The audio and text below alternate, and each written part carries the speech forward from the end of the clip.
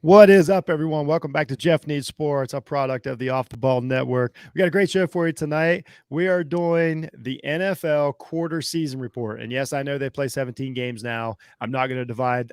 We're not going to wait for the first quarter of the next game and then do it. So we're going to do the quarter season report now. With me tonight, I got one of my old friends. This guy, I think we've done 2 or 3 shows together so far, a great football mind and a great podcaster. And we're going to get into his podcast future, when we get going here. It's Dan Felton, AKA Disinformed Dan. Dan, how are you? I'm good, Jeff. Thanks for having me back. A great football mind is a title. I think I might put that in my Twitter bio immediately. So I appreciate you having me back. Yeah, you have my full confidence, man. Anybody that watches any of the big 4-letter networks every week knows that we're above and beyond what it takes to be a great football mind at this point. We're not going to sit here and argue for 3 hours about why Tim Tebow should be a starting tight end. Like, we're past that. Yeah.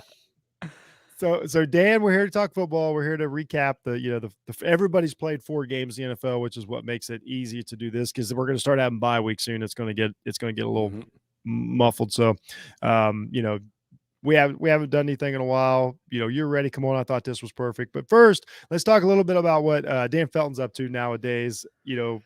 I'll let you take it away. I know you as formerly a Sorted Goods podcast, which is still one of the best I listened to, one of the best research, thought out, written podcasts there was. But you got some new things in the hopper right now. So let's talk about that just for a second. I do. I appreciate it. And, basically I'm like a lot of people who do any sort of, content stuff, which is that sooner or later you just decide you want to start changing things up. So Sort of Goods is still out there. It's coming back in a couple of weeks, a bit of a different format, less written and less scripted, as I told you earlier, just to sort of save me the energy of how much writing goes into each episode. So I'm trying something new in that regard. The show is still going to be sort of the typical sort of a collection of stories and from the news and from past and present, just things that I find interesting and that I hope other people find interesting too. There's a couple other podcasts that are in the work that I'm working on, and I still co-host the comedy podcast Fucking A that I do with my old college roommate and one of my close friends, Matt. Which is great. Yes, I appreciate that. It's we try our best. It's not exactly as intellectually stimulating as other things, but I wouldn't say that. It's a balance, right? Sometimes you just got to have fun.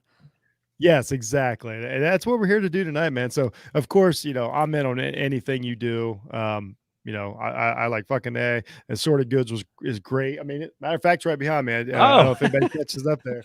My man is always my man. I mean, along with the shirt, you got a whole lot going on today. I'm flattered. So. Yes. But yeah, it's a pleasure to have you on. It's a pleasure to catch up. And we'll kind of get into this, man. It's been a pretty good NFL season so far, just overall. Yeah. With that weird preseason, the 3 games, and I don't even know if you want to call it 3 preseason games, because I don't think anybody played even a quarter of a decent preseason game. So it was like no preseason coming in. I think, especially the last 2 weeks, I think things have really started to level out. How do you feel overall so far? Yeah, it's interesting. I mean, I'm not. I mean, I always thought I'd hate the shortening of the preseason, and I got to tell you, I mean, I really didn't notice any difference this year as a fan, and I can't really say that I missed out on it. I think I'm not sure it's great for the sport to reduce the preseason, but I mean, fandom wise, I don't know if it really made any difference. And yeah, I expected it to be sloppier to start the year, but I don't feel like that's really been the case. I don't feel like. There's been a lot of games where I thought, geez, these guys look like they need to go back to pro camp for another month. Like the quality of the football so far has been great. And the primetime games, especially the national games, have been, I mean, we're 4 weeks in, there's been, what is it? Three primetime games a week, 12 games, probably 10 of them have been excellent, pretty good. Excellent football games so far. Even last night wasn't great, but it got pretty good at the end with the Chargers and the Raiders. So hard to complain really with the quality of the football that's coming out so far. Yeah, I totally agree. I overall, I've been very impressed. I'm everybody knows I'm a college guy. I do the Buckeye podcast and all that. I love NFL football, but I'm more of a general NFL fan.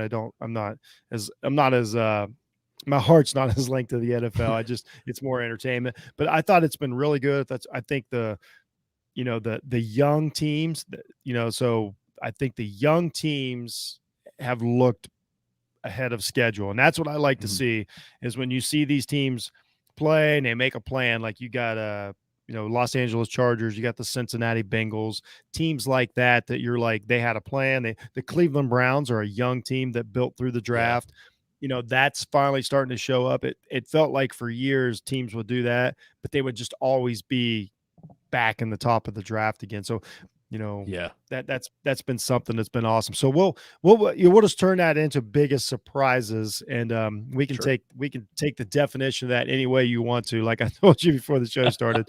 So I'll just start. That was one of my biggest surprises so far is how ahead of schedule the young teams are, and I've really enjoyed that. So how about you, man? Yeah, I think Arizona, which I'm sure we'll end up talking about quite a lot today. I mean, how far ahead they've looked. I mean, they've really taken the jump from being sort of a team that's not easy to beat anymore. They've turned it around pretty quickly in the last couple of years to be competitive, and now they look like the potential favorites in that half of the league. I mean, this is what I said to you before, though. I say that now in week 4, knowing full well that in 10 weeks I'm going to be eating my words probably because it's all a mirage at this point. But they look great, and I think their veteran signings, I mean, AJ Green and JJ Watt, those weren't nobodies they picked up to bolster their team. Locker room wise, they look like a mature team. They look like they've balanced out their youth with veteran leadership, and it's showing in the fact that they're not just beating teams, they're beating them handedly. Like they're really giving it to some good squads. So Arizona's the obvious answer for me.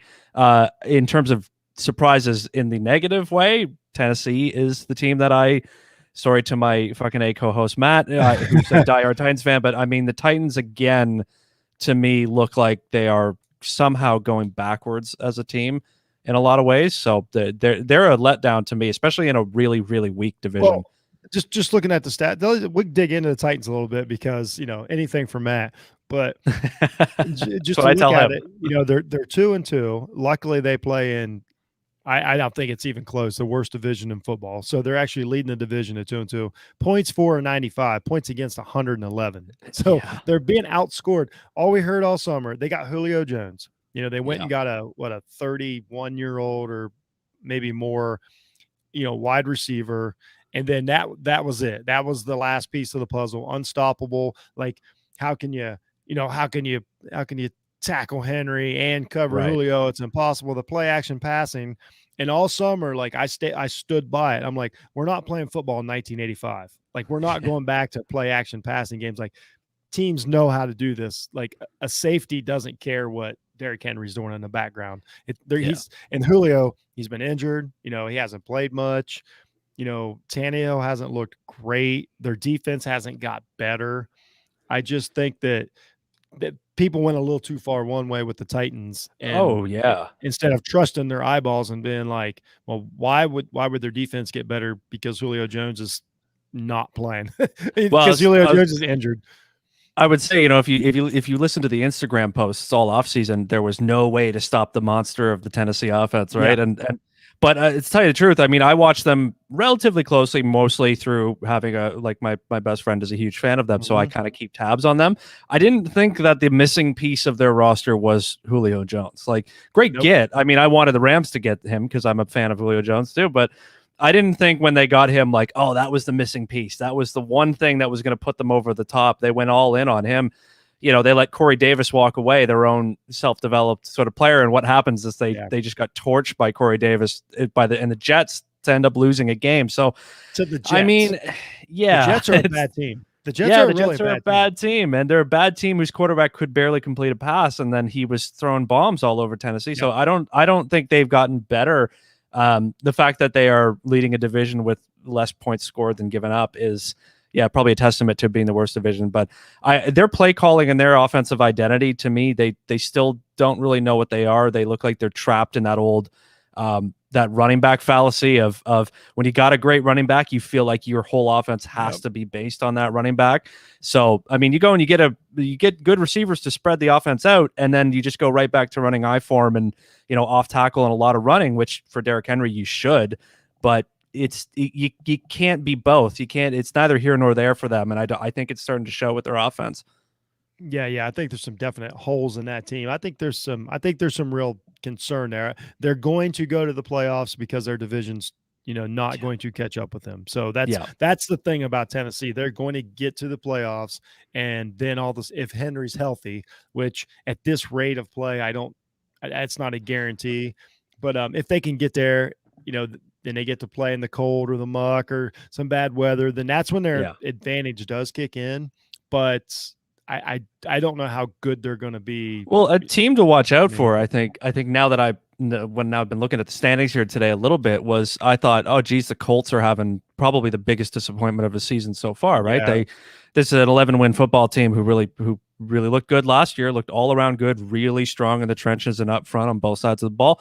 And here they come, they get a new quarterback, a guy who the coaches had success with, almost an MVP season in Philly. You think this is a great fit? They're going to get out. They go 0-3 to start, but when you look at the division, you think they're game back of first place. And the Colts are still a good team with a lot of good players. And, we got a long season ahead of it. We got 13 more games. Colts could easily win that division, easily take over the Titans, and easily make the playoffs and be a threat. So they're a disappointment to watch out for, I think, in terms of surprises. yeah. Plus, I mean, the AFC West is really, really good, and they're compiling wins. So the Titans may not. I mean, I'm thinking the Titans get. I'm thinking they get in because of their division, but it's not a Yeah. guarantee. The wild card spot's not guaranteed. You're right. So Right. if Indianapolis can step up, it's a whole different ball game. And that's another. We're talking about disappointments here. That's one of mine. Sure. Not that so we talk about disappointments. We mean how we looked at something and then how it's actually going. And Right. one of mine is I said I've talked about it all week. I've taken a ton of heat on Twitter because I live in Ohio, but I'm like, I'm just observing a good team with a flaw, and that's Baker Mayfield of the Cleveland Browns. I Okay. watched this team, and I think this defense, every now and then we see one of these defenses and we're like, okay, they're just different. Like, this is sustainable. This is going to get them through a season. And this defensive front for Cleveland, with the addition of the rookie linebacker JOK last year, they look legit. Like, they look like they Mm. can bring this every week. Like, that defense is going to not only keep them in games every week, they might score in games every week. Right. And Mayfield, everything around him is great. Great running game, enough wide receivers, little, with Landry being hurt, a little weak. Beckham, I Yeah. understand, is a question. Running game looks good. Offensive line when they run screen passes and things like that, like, their offensive line's devastating. They're athletic. Yeah. Everything's there. And then you watch that game against Minnesota, which was a win, I understand, Mm. but he's just missing these big passes to put teams away. He has a chance to beat the Chiefs. He throws a terrible interception. Yeah. Just things like that. And I've been like, man, if he just ups his game, if he just becomes an average quarterback, this Yeah. team is really, really hard to beat. Mayfield's a guy to me that's struggling against sort of like the Titans. This is an offensive identity thing. This is a team that's got almost too much talent for its own good. They've got two Pro Bowl level running backs. They're really deep, great running game, great O-line in terms of running the ball. They've got two star receivers. They've got talent. They've got a lot of talent, but there's only one football, right? It's like we say about the NBA sometimes. You're like, oh, there's only one basketball for five guys to score with, right? Exactly. You can't, they want to be that sort of AFC North hard running, physical sort of football team. But Mayfield, coming out of Oklahoma, that's a spread, 5 wide, air the ball out. And he's done a good job for the last couple of years of settling into his role, but I don't know if he's being put in the best position for his own success. And I think they're just kind of, again, struggling to find exactly what they want to be. Well, and here's the problem with that. And you brought that up about his his type of offense and what he came out of. What they do is good and well, but here's the thing: if you're going to run a power running game and all these, the problem with that is it's a low volume passing game. So you have to take advantage of big shots. You may only throw the ball 15 times a game. 7 of those have to be to convert third downs or that big touchdown and things like that. So when you miss those, it compounds it, as opposed to some of these teams that are high volume, just like, we're going to throw it, 40, 50, times Yeah. a game. he doesn't have the luxury of missing. He started out the first 2 weeks, one of the highest completion percentages in the league, but as of right now, 4 games in, 2 touchdowns, two interceptions. It's hard for me to look at the league and go, yeah, that'll win you a Super Bowl. Like that's just hard for me to see. Yeah. Not saying he can't Yeah. grow or whatever, but if I'm Cleveland, I'm like, it's not that easy to build a great NFL team. You But can't hey, miss it away. I mean the formula of having a ridiculously good running game and a very, very good defense, especially up front in the front seven, that's a recipe for a lot of success. It'll So get you there. I he understand. might game this is sort of what the point I want to make about Baker Mayfield is. He seems like a guy who's being put in a position where all they need is a guy who's a game manager who doesn't turn the ball over, but his skill set is far beyond that. He should be playing in Arizona's offense, right? That's the kind of offense he should be in, but he's being asked to go under center and do a lot of hand it off to 2 really good running backs, control the clock, control possession, let the defense do its thing. He feels like a guy whose talent is not matched with the offense he's running, and that may come back to bite them down the road, but it's an interesting gamble by Cleveland, I think. I just worry last thing I'll say about Cleveland, I just worry in today's NFL that keeping games close tends to come back to bite you. Sure. Yeah, if you're in the playoffs and you're down 21-0, and all of a sudden you're like, oh crap, I need to spread the ball out. What do we do now? Yeah. Yeah. And now nobody cares about your running backs and all that. So the Bills take a weird loss to the Steelers, who now, I mean, I don't know what you think of the Steelers now, but I mean, they look terrible. Like the Steelers really, really look bad. So, but the last 3 weeks, the Bills have been on fire. They're back to who I thought they were. No disappointment there. Dolphins, the bad luck card. Yeah, they might have missed on quarterback, which just kills you. If you miss on quarterback, you're buried in the NFL. And oh yeah, it already looks like this is what I'm talking about when you have a team. 12 months ago, we're like, man, this team is ready. This team looks good. It's time to get Tua in there. And a year and 12 months later, it's like, okay, what are we going to do in the draft? Like that is how quick things change, and it doesn't mean it's the end of the world for the Dolphins, but you can't just keep losing games. You're already down 3 games. Yeah. Quarterback injuries are, I mean, in all of sports, maybe the most pivotal thing that happens to anybody. There's a reason why some teams, they roster 2 quarterbacks and they have the superstar, some other guy, and that's it. Because those teams know, they go, I'm not going to waste another roster spot on a 3rd QB, because if this guy goes down, I don't care who's going to be taking the snaps. It's over. We're waiting until next year. So, it's the Dolphins. I mean, bad luck. I'm a Rams fan. I remember what it was like with Sam Bradford all those years where, he'd blow his knee out and then he'd come back and you go, he looks great, and then he'd tear his shoulder and then he'd go out and you'd miss another year. It's the luck of the draw and been bit. 6 years. Yeah, exactly. Yeah. You know what? Let's talk about this. Talk about a quarterback. This is exactly what happened to this team. Talk about a quarterback who's coming back. The Dallas Cowboys. They looked good on opening night with Dak coming back off the injury, and they've gotten better every week. Their defense is fine now. I mean, their defense is one of the better ones in the league now. I think I'll put this in the surprise category. I thought they would be good.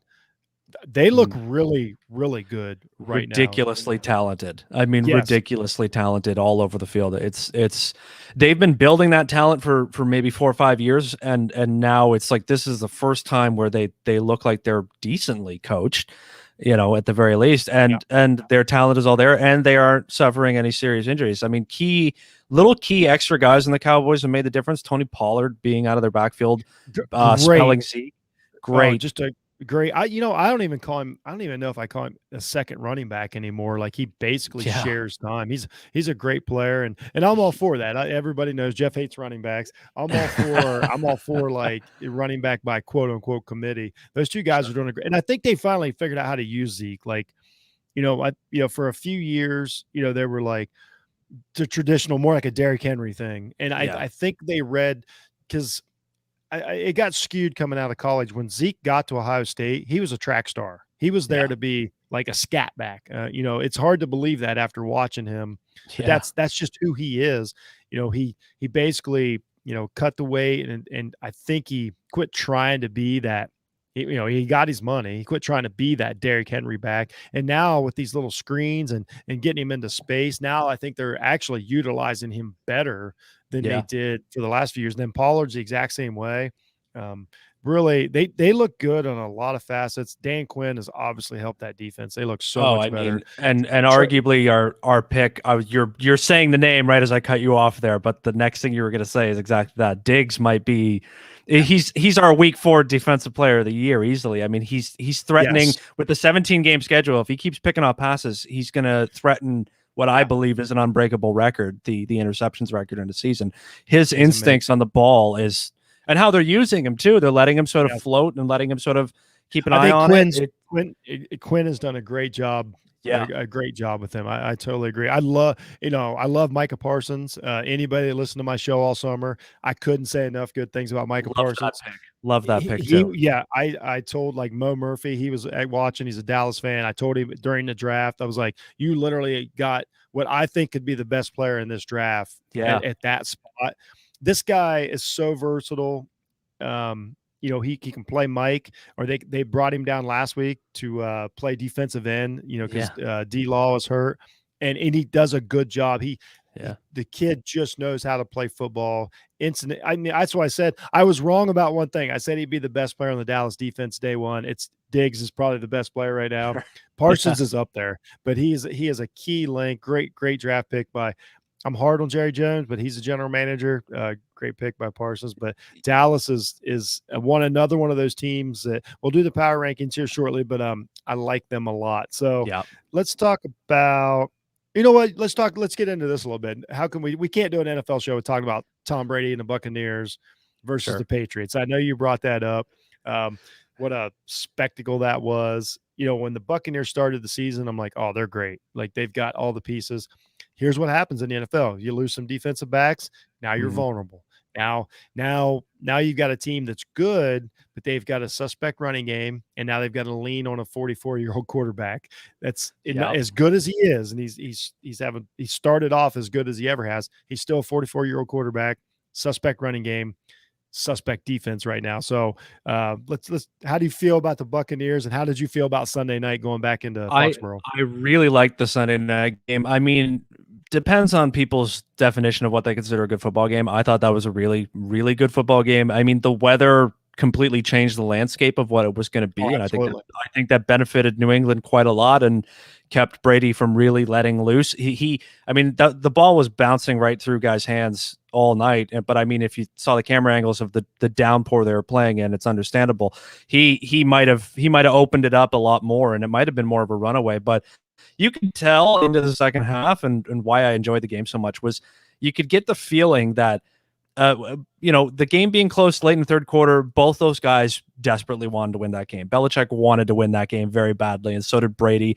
And Brady's demeanor as the game went on this isn't going to be the rollover I thought it would be. I'm not going to rain on his defense and, stick it to my old coach. He didn't even score Brady didn't even throw a touchdown. He didn't score any touchdowns of his own. So, he may have beaten Belichick in the game, but he's never thrown a touchdown on a Bill Belichick defense. So he'll have to live with that because he'll never play the Patriots again in his career. That was his only chance. Yeah, you could tell they both wanted to win. And I mean, can we talk about Mac Jones? I know everybody is. I thought he looked damn good. I put him really in the surprise category. I was down on Mac Jones on draft night. Me and the Off the Ball crew laughed. We made all the jokes. You know what I mean? Like, oh, I wish I was there. I thought it was the best pick of the whole draft was Mac Jones to the Patriots. And as of right now, you were right on. I didn't buy into it. I'm like, wait a minute. Like, I know he's coming off now. I will say this. I thought Mac Jones had a great season last year. I wasn't like detracting from that. I just didn't know that if he was, let's put it this way. I didn't think he was ready day one to do what he's done. He looks great. He looked great the other night. He looked like, this is what when I tell people when they're, I keep doing this, but he's such the example. When you go back to Mayfield and everybody's telling me the day after the Minnesota game, like, oh, it'll be fine. Mayfield will figure it out. I'm like, Mayfield's looking for $40 million a year. Mac Jones already looks better. Like he runs the offense better. He knows what's up better. In that rainstorm, this kid played great against the best football player that's ever put on cleats across from him. and he didn't back down. He made the right reads, and I know they're keeping it. They are keeping it close for him, but that's what the Patriots do. Like they Sure. did it with Tom. In the same situation, Tom would have thrown a bunch of screens, a bunch of slants, and all that. It doesn't matter. Mac Jones put his team with a chance to win in He's that game. got two He's looked things. great. He's got two things that are maybe the most important things that a quarterback can have, and that casual sports fans and like, I'm not saying I'm any sort of scouting expert of my own. I'm not making any proclamations about myself yet, but his feet and his eyes are the two things. He's got choppy active feet, which means he is always moving, and you saw it a lot in that game. He is constantly moving, and his head is constantly moving around his reads. You don't see that from rookies almost ever, and a lot of these other guys that have come out, even Trevor Lawrence and such, Zach Wilson, none of these guys seem to have it. And it's odd to me that the infatuation, the love affair that the league currently has right now with mobility in quarterbacks, their obsession. I mean, Justin Fields, everyone's, I know, not to disparage an Ohio State guy, everyone thinks was the savior of the Bears, and he should have gone higher and all this stuff. And I thought, in terms of what he has as a technically sound quarterback, it's nowhere near what Mac Jones has. And Jones is showing that. And the other guy who I think is doing the same thing except a year ahead is Justin Herbert. Yeah, he also, thank you. That was my. Hey, you led me right into it, great brother. eyes.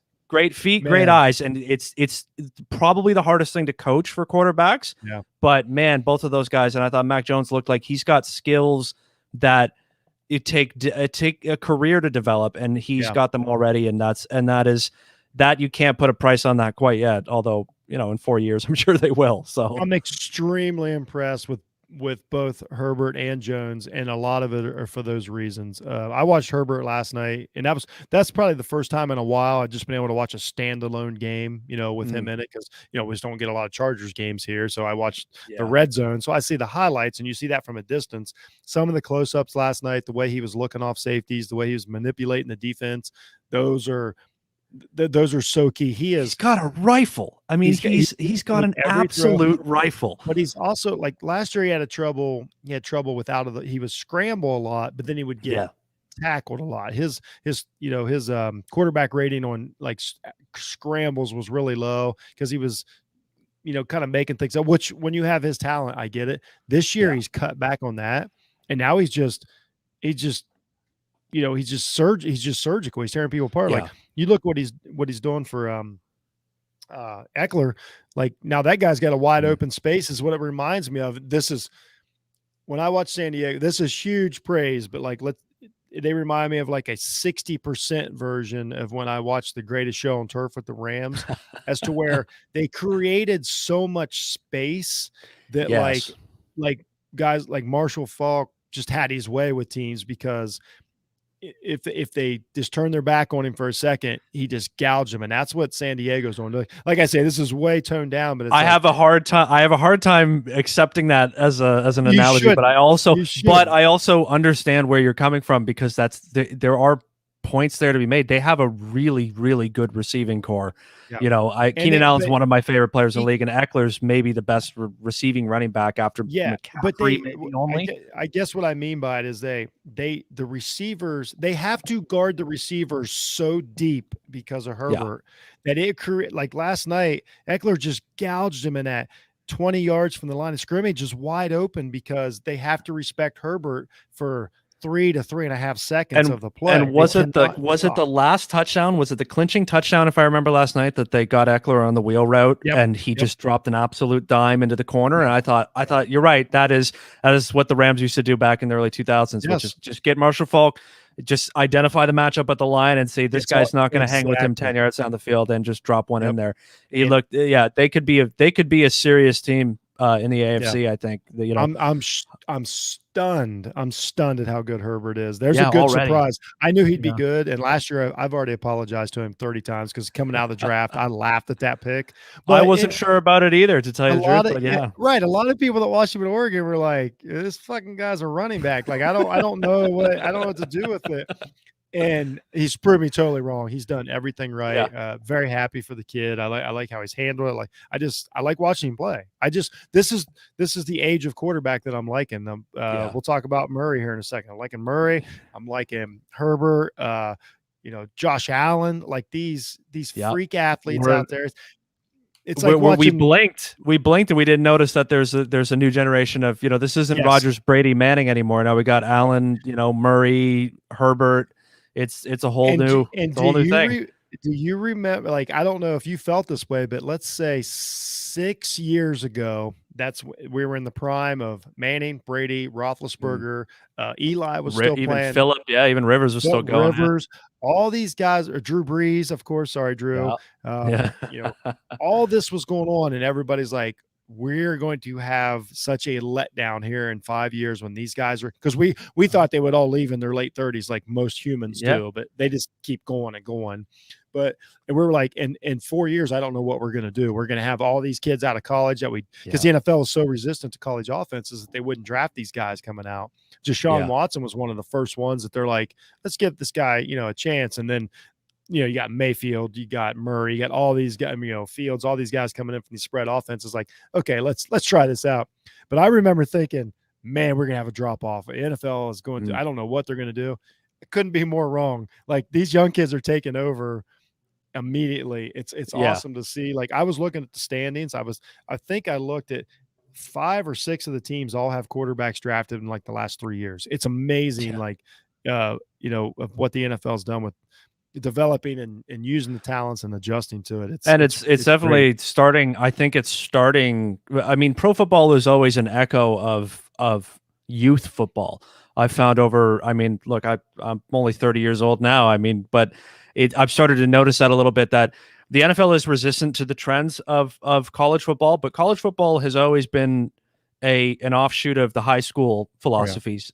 And, the spread offenses that dominate college football now started in Texas in, the mid 2000s and stuff. Those offenses started way back at the lowest level. And now you see it's trickled its way up. And it's starting to become clear that in a lot of cases, the best athlete on the field is now the quarterback. It's not a guy like Mac Jones. You don't send the, sort of the schlubby guy who with the beer gut out there to sling the ball anymore. Now he's the best player on the field in a lot of cases, and it's starting to make its way up. That's why the NFL's got this love affair with the mobility quarterbacks. Guys like everyone wants Kyler Murray now, right? They're all hoping they can find a guy like him, but it's few and far between. But that may not be the case for long. That very much in the future could become the norm in on any team. The read option is now almost an assumed thing for a lot of teams. So you got to be able to run that. Yeah, we've got older guys running read option. We'll get into your Rams here in a little bit. Seriously, really, really good offense. Love watching them. I just don't want to spoil it now. And we'll kind of dig in. Sure. But I'm looking at the standings here. You got the Bills leading with Josh Allen. You got the Chargers with Herbert. You got the Bengals lead, division leading Bengals, Joe Burrow, who looked awesome last Thursday night. I'm calling fraud on the Bengals. If we were going to do sort of cute quarter one surprises, are we doing the pretenders then too, or am I breaking your segue? Okay, no, we'll do that next. We'll do that next. Okay. We'll get into pretenders next, because we'll do contenders and pretenders real quick here in a second. So then you got to reiterate on the quarterbacks on the NFC side, Cowboys. You got Prescott. West, you have right now, you have Kyler Murray. Then we got the old boys. Crew. Packers and the Buccaneers are still leading with Rodgers and Brady, which is amazing, because they were playing, not even exaggerating, when some of these kids were just being born. That's not even exaggeration of what I'm saying. So it's been pretty cool to see. So yes, let's do that. We'll go through the AFC first. We'll do division leaders, and we'll do pretenders and the contenders. So let's see here. AFC, leading the AFC East, we got the Buffalo Bills. What do you think? I think they've beaten up on some really bad teams so far. Okay. Taking Miami out when they lose their franchise quarterback in a 40-0 win. Playing Houston, who looks like they could easily tumble down to maybe 2 wins by the end of the year. Same thing. They've done the best job they can do against the competition they faced. The Steelers' loss is a little puzzling now. Their offense. The Bills, again, as always, they're going to have the same problem they have every year, which is for the past couple of years, which is, can you have a running game that extends beyond Josh Allen running for his life and being the biggest guy in the field? And you're going to find out. I think they're for real, because I think their defense is that good, and I think they've got enough talent. but I think they might have a few growing pains games as the season goes on. But I like Buffalo. I mean, they're hard to deny, and Josh Allen is really that good. Yeah, because of Allen and because basically everything you said. I've been a little down on. Yeah, it doesn't seem like they can. Their running game is basically just abandoned. It's really weird what they're doing. Yeah, It's a weird place to do it. That Buffalo is a weird city, just geographically, to try and throw the ball 60 times every game with the wind at Rich Stadium and all that. I'm sure it's not even called that anymore, but I don't care. But anyway, that's a little odd. So it does worry me. Like, a blizzard comes in, is that sustainable? As of last year, they've lacked balance a few times. The last year they had the same problem, and every time they've been in the playoffs, they're lacking that balance when they get out there. And it seems to be something that they didn't quite fix. So I mean, they may have all the talent in the world, but when it comes down to the big games in January, is it going to work still? I mean, it's hard to tell. I think they've showed chinks in the armor, but I also think they're really good. Which, when we see my power rankings, everybody will agree. Everybody will see how much I like them. You've kind of talked me down a little bit. I wish I would have talked to you next week. Next week might be joint power rankings because I like what your thoughts are. So the AFC West, Chargers are leading right now, which we talked a bunch about. It's amazing how much I've talked about the Chargers this summer, and everybody's like, "We're still talking about Chargers." Like they're just, they just jump off the screen to me. But here's the thing about this division. The top 3 teams are 3-1. The team that's 2-2, bottom of the division, is the Kansas City Chiefs, which there's so let's just do this division. Just real quick. Chargers, contenders or pretenders? Yes. We say contenders. Good. They're good. A really, really good coach. I'm a Brandon Staley fan, so I think they've got all the offensive weapons, and they've got a lot of defensive talent, and that talent on defense is healthy and it's being well coached, which is a scary prospect to go against them this year. The Broncos at 3-1. Frauds, big frauds. No quarterback. Never pick a team with no quarterback. He's hurt right now. They're rotating. That's exactly why they didn't. I like Teddy Bridgewater a lot as a person. I like him as I wish him nothing but success. But he's not a quarterback who really does a lot. I can't see the Broncos winning a playoff game. No. Now this is a weird one. Everybody went crazy for this team for 3 weeks because when this team wins, they tell you how great they are. They're basically the AFC Dallas Cowboys. Like if they're winning, they're the best. What are we gonna do with the Las Vegas Raiders? First of all, I just want to tell you the truth. I hate this fucking team, like in a good way. They have become. I can't hear one more story about Darren Waller. Good for him. I can't hear one more story about Darren Waller. I can't see Derek Carr stare at the camera one more time. I can't see the fans act like they care more than every other fan in the NFL. I was watching the game last night, and I was like, I don't know why. This version of the Raiders, I hate.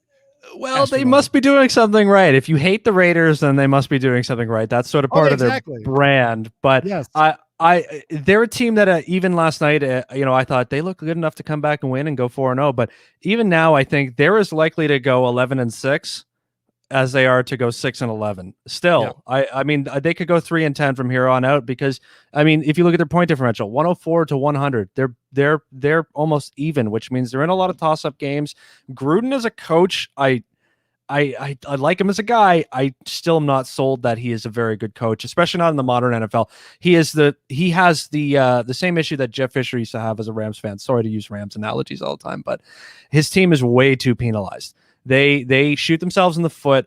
They constantly make really boneheaded, stupid mistakes, and that's just not a winning formula, and that will come back to bite them. I forgot. Like I'm glad. I mean, I'm sad you brought up it. Man, those Fisher Rams years were like, like it's one of those talent, a lot of penalties, a lot of missed opportunities. You know, that's like, yeah. So I sort of agree. I think Vegas is a decent team. But I guess you can't go 8-8 anymore. So they're a 9-7 team to me. They're going to look good weeks. I think, and I'll just say this out loud, that I think that I'll just say it. I think Derek Carr cares more about having a great season personally than he does his team's wins and losses. And I know that is blasphemy in football. I'm not saying that he cares if he wins, but I think he's okay if he throws 400 yards, 3 touchdowns, and loses. I'll just say it. It's a horrible thing He's to a say. fantasy quarterback, is what he is. Eh? There you go. He's playing himself in his fantasy league, is what he's doing. That's how I feel. I think he always knows the camera's on. He's probably working that next contract. There's going to be a team that's going to need a player, and I think he's trying to be Raiders, the quarterback of like Tampa Bay. Yeah, he wants to be an heir to somebody else's team. But yes. I think I agree with you on that, and the fact that the Raiders are in that terrible position that I think even the Rams found themselves in last year, which is that you've got a guy, he's good, he wins you games, he does pretty well, he's got some skills, but is he that guy? Is he good enough to take you a long way? Can he win the game based on his own skill? I don't know. I've said it all season. It's the Baker Mayfield conundrum. What do you do? And if you don't sign him, well, then what do you do?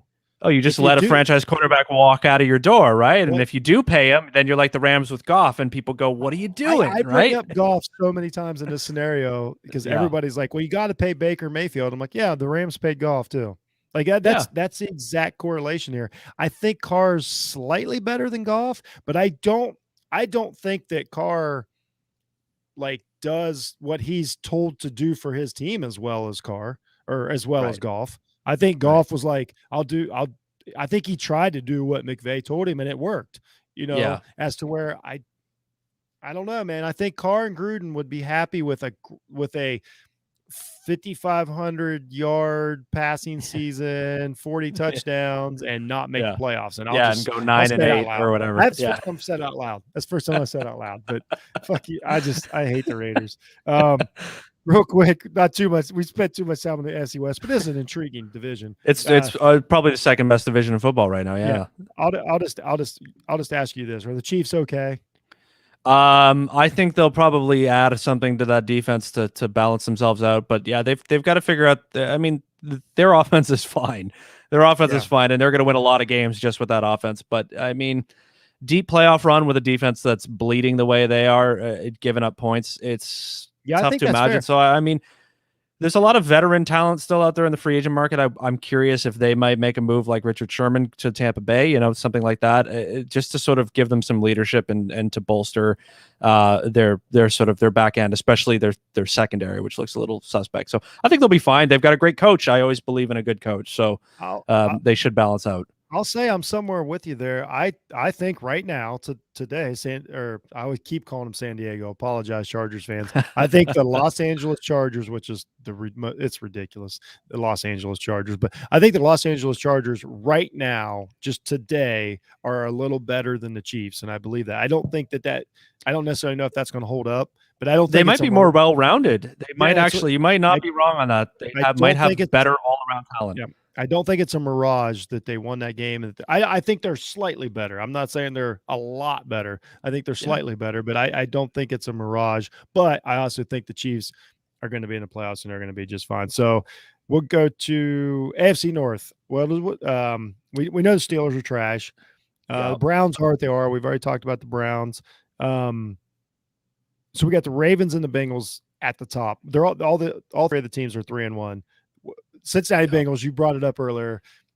Just tell us why they're going to fall flat on their face. I feel like they are a team that is not playing great opponents right now and barely beating. I mean, they barely beat Jacksonville. I'm not sure about Zach Taylor as a coach. I mean, they have a really good offensive skill set play. Like they've got a lot of skill on their offense, and that helps. And the defense has come along a little bit, but I mean, 92 points in 4 games is bad.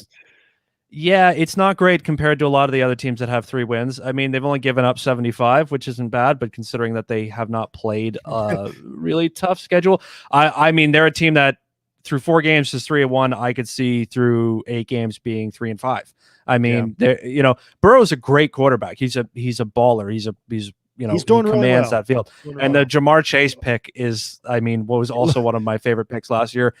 It's paying off as much as you can possibly pay off, and it's everything they wanted. But I mean, I don't know if they're ready to go that far yet. I mean, they still look like a team that's progressing, and maybe are still another year or two away. So, I mean, I could see them falling off. I think they'll fall off as the year goes on. And Baltimore, I mean, Harbaugh again just continues to prove why he's one of the best coaches in football. I mean, They're injuries tough. be damned, doesn't matter. They just keep finding ways to win games. You know, And it's yeah, this comes up a lot about this team, and I understand the knock on the team.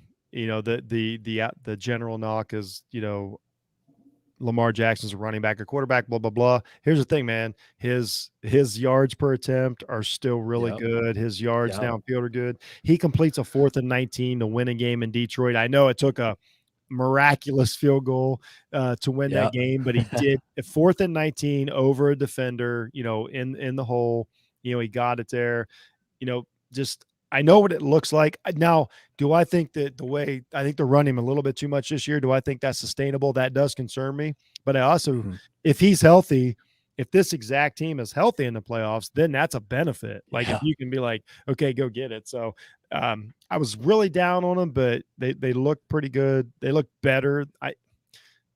Offensively, they look a little better the last couple games. I think they're kind of getting it together and figuring it out. yeah. Defense is playing better. So yeah, I think the I Ravens. have a quick Bengals just addendum here that I wanted to add. There, Oh, I love out it. of the four games that the Bengals played, and this is sort of the foundation of why I think they're frauds so far.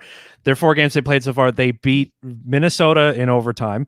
Minnesota is a terrible team this year. Oh my The gosh. Bears, they lose to the Bears by 3 in that awful game where the Bears were beaten 20-0, and they just barely came back to make it close. They beat the Steelers, who are trash, and they beat the Jaguars Yes, on the last the second field goal. So Jaguars. those are 4 games against bad teams. They're 3-1, and all of them are 3 of them are field goal games. So, Yeah. yeah, no disrespect to the Bengals. I think they're on No, the no, ups. I think they're trending upwards, but I absolutely. think they're likely to lose a lot And more the coming in. and the and the other side of that coin is that the part of the NFL is winning the games that you should. So Yes. I'll give the Bengals that. Like so, Yes. yeah, Okay. I Fair enough. agree. I Fair enough. agree. They look good. If they win, feels like they're on track to win now. I guess now maybe 6 or 7 games this year, which I think Yeah. that fan base would take. You know, going into next year, Yeah. especially since if I'm a Bengals fan, I'm like really hoping that the Browns sign Baker Mayfield. Like that's all I'm hoping. I'm like, if I'm a Yeah. Bengals fan, I'm like, I want Roethlisberger to stay. I want the Browns to sign Baker Mayfield. I think we got at least a wild card spot. So Yeah. we'll jump to AFC South real quick. Trash. This Yeah. division, no, it is what it is. I'm It's sure they're all. whoever wins that's going to the playoffs, and that's it. That's pretty much it. Yeah, we And talked about the Titans already.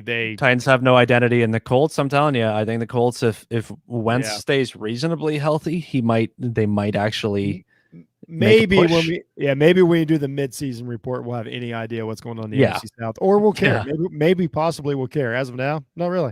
So right. we'll do the NFC. We'll go through it real quick. We'll start with the East. We'll leave the West for last. We'll leave the West for Okay, last. We'll jump into it a okay. little bit. So I was talking about the East. We both just talked about how much we love the Cowboys. Yep. Can I think? Can we agree that the Eagles and Giants probably aren't going to make a run? I think so. Yeah, and I think because the Cowboys are healthy and winning, this division's probably going to be a I do too. runaway in the end. Washington football team's another team. I know Heineke is their No quarterback right quarterback. now. And they They just got no really don't quarterback. have a quarterback. Yeah. Kudos to them for winning. Their defense doesn't look as good as they told us it would. So Yeah. I'll say this: a healthy Cowboys team, I don't see anybody catching them in this No. division. No. The Eagles So are still figuring out whether or not they have a quarterback, and they're yeah, rebuilding and new they do coach look better. and Eagles look better than I thought they would. I thought they would be one of the worst teams in the league. They look like an NFL team. Like they could. yeah. Like they're built to win. They're not built to win.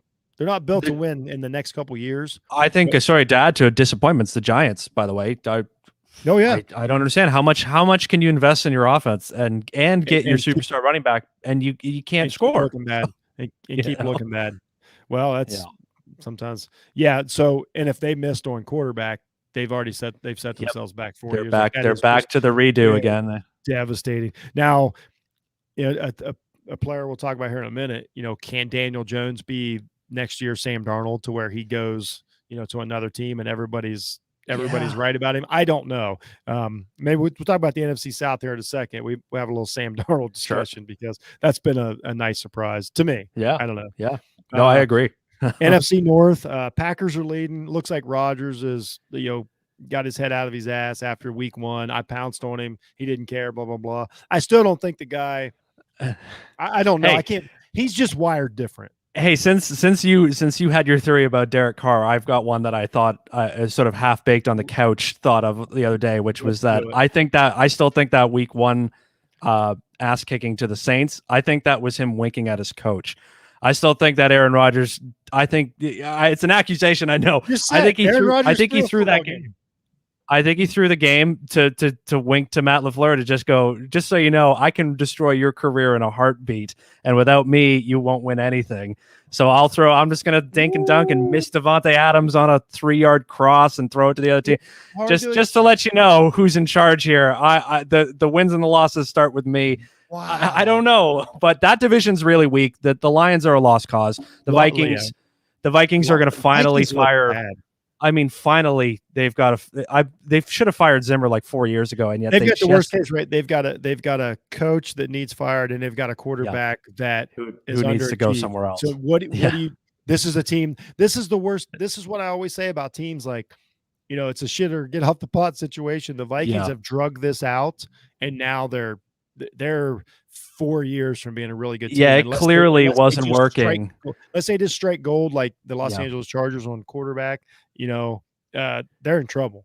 Yeah, I prescribe if I'm the football franchise doctor, I prescribe dynamite for the Vikings because they got nothing. I mean, even Cook, I think they should move him to get something going. They just paid their veteran safety, all this top end money. Like, well, what are you going to do with a 35-year-old safety now? Like, so many things didn't make sense. That team's a mess, and they look bad, and they're going to have games to where we're going to look wrong. This team is going to have games to where they're going to blow somebody's doors off. They're going to score 45 points. They're going to be like, okay, Vikings are better than we thought. No, they're not. At the end of the year, their wins and losses are going to look exactly like we think they do. I think so too. I think the Bears are just what they are. Identity crisis with the quarterback. Rebuilding. This whole season is now going to be about Dalton and Fields, which whatever. Another coach that needs firing real bad. I mean, real bad. Like, I just couldn't. They're not going to matter. Like, they're going to upset somebody. They're going to take bad losses. They're really just not going to matter by the end of the season. Bears only care if Fields looks good. That's all Bears care about. It's like, I hope we didn't miss on Fields. The other day looked great. So they look like they have a quarterback. Well, as long as they don't ruin him in the process of running this awful offense that they run. And it looks like David Montgomery might be seriously hurt from what I saw. Yeah. So, I mean, without him and Tariq Cohen's out, I mean, I don't know. They're just a team that's all it's about. All their team is about is the next few years. It's a see you next year team, I think, is what that one might be. So. Yeah, and the Packers look exactly like Packers from last year. They're going to be really good. Nothing matters about the Packers until the playoffs. Nothing else matters. Like I don't. It doesn't matter who they play, what they do, or whatever. Yeah, they'll win 12 or 13 games and then get a couple games in Lambeau. See if they can actually make it. So talk to us in the playoffs. That's just go for it on fourth down this time and see what happens. So, how about when he jogs in the end zone last week on the exact same play that he didn't against Tampa? I'm not a Packers fan, but I'm like, man, that's got to be hard to take as a fan because I took a lot of shit for that dude. I put several still frames on there, and I'm like, you can't tell me that Rodgers can't get to the end zone right here. And everybody's like, well, you don't know, and this guy's closing. I'm like, I've watched a lot of Packers games, and yesterday he can still move. 2 days ago, he walks right in. I'm like, that was awkward. So, NFC South, this is interesting division. Starts out Saints, blast Packers, which now we know is a fraud thanks to Dan. The Saints completely did. But you know what though, that matches up because they don't look like a very good team right now. Defense is fine. Jameis is just. He's a 6-7 win quarterback. Well, they're missing arguably one of their 2 or 3 best players right now. Oh yeah, they still don't have Mike Thomas, and I mean if you're gonna have James Winston throw the ball around, you need a guy who catches 120 passes a year. Yeah, it But helps a lot. when Thomas comes back though, like his head won't be in it. Like Thomas has no intentions. I got the strange situation or feeling that like when he comes back, if this team's at that point, if they're 3-5, I don't think you're going to see an all out Mike Thomas. That's what because he wanted to leave. Protect the investment, I think, on himself. Yeah, and I can't even blame him. I mean, it's a business. It sucks, but I can't even blame him. Not really too worried about the Saints. Panthers and Buccaneers are interesting. Panthers came out. It played really, really, really good this year. Darnold's played. I mean, I think he's got 5 rushing touchdowns this year. Just the offense looks really good. We know let's say this: the Buccaneers are contenders. I think even with this defense, everything we said about them, like you got Tom Brady. You got good coaching. Like you're going to be in the playoffs, and then let's figure out. Let's talk. How about the Panthers? Contenders or pretenders to you? I actually really like what they're doing. I don't know what it is. Every time I watch them, I think this team looks well coached. Me too. They look like they've got a really great, sneaky great defense. They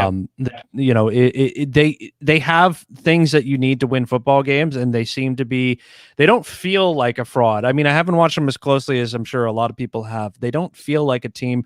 Darnold, I mean, like we've said before about some teams, in his situation and the way their offense runs, if they get down, 17 points in a big game, do they have the capability to come back, or is this one of those classic we can't run in a track meet sort of teams?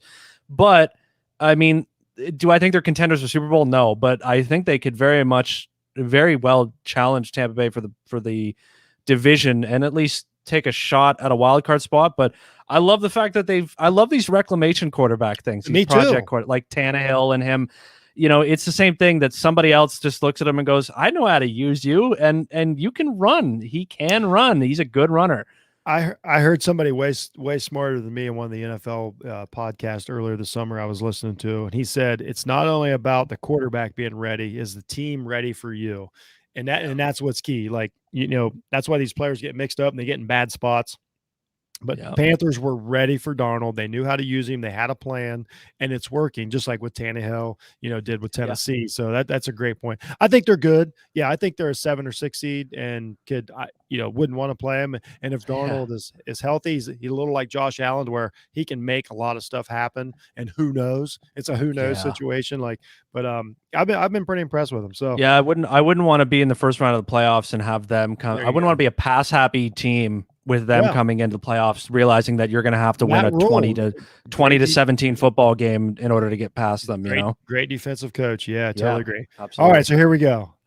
Are you ready to talk about the best division in football? Like it's not even close. We knew it would be coming in. This is not a surprise. This is not a disappointment. This is obviously the NFC West is going to be the best division in football. I wanted to have you come on this week and talk about how great your LA Rams were. They are really great. I still love them. I'm not worried about a loss, but they did take a pretty solid. Now you probably watched the game closer than I did. So right now the Arizona Cardinals are leading the NFC West 140 points. They got a top 5 offense and a top 5 defense in the league. They look great. They look the part. We talked about Kyler Murray is doing everything right in year 3, I believe. But the Rams also looked really good. Dominant win over Tampa Bay a couple of weeks ago. And I'm like, Stafford looks great. Not a disappointment so far. He's doing his job. But Cardinals did beat the Rams. Seahawks are what they are. 49ers are what they are. I'll get your take on all of them because I'm sure you watch them closer than I do. But sure. So you watched a game the other day. What happened with the Rams in Arizona? You tell me. Arizona it's hard for me to admit, and why I was sort of praising them earlier, but they look like a really good football team. And I mean, they beat the Rams by winning all the areas of a football game that are crucial to success. It's not about just yards and points.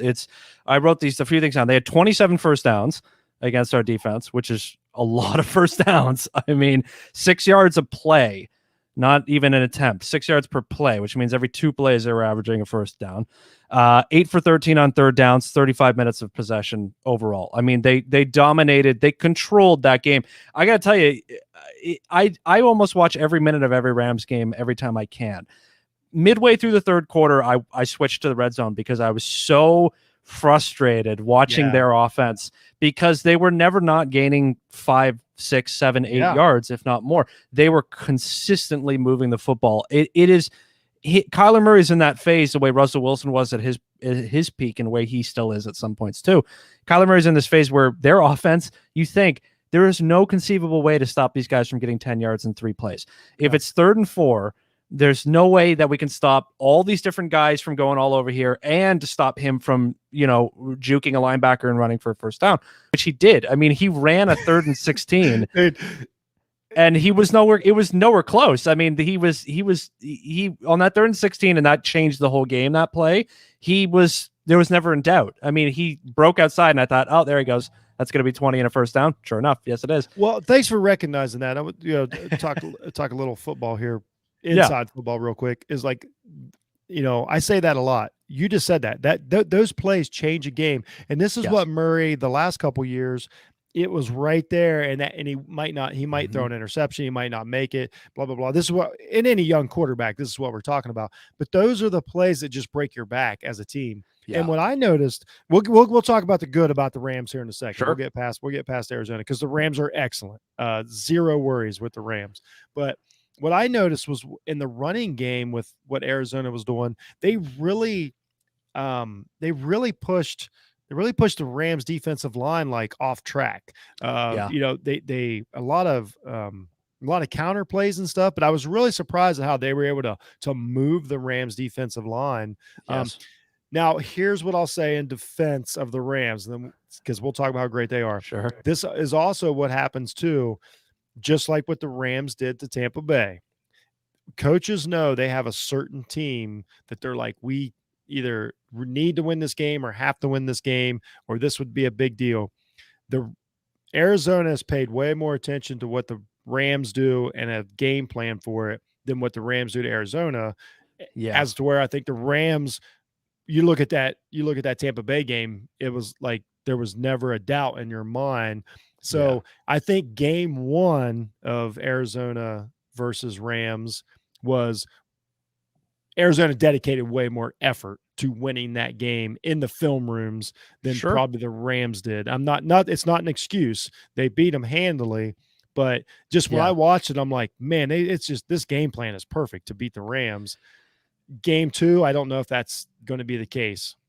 Well, I think that'll be a big litmus test for the Rams this year is when they come back around, because again, why I switched off of the game for a bit was because it was frustrating to see them employ. I mean, the Rams are running sort of a similar defense to what they did a couple years ago, the sort of Wade Phillips couple of years when we went to the Super Bowl there. This bend don't break sort of soft zone that they're running on defense.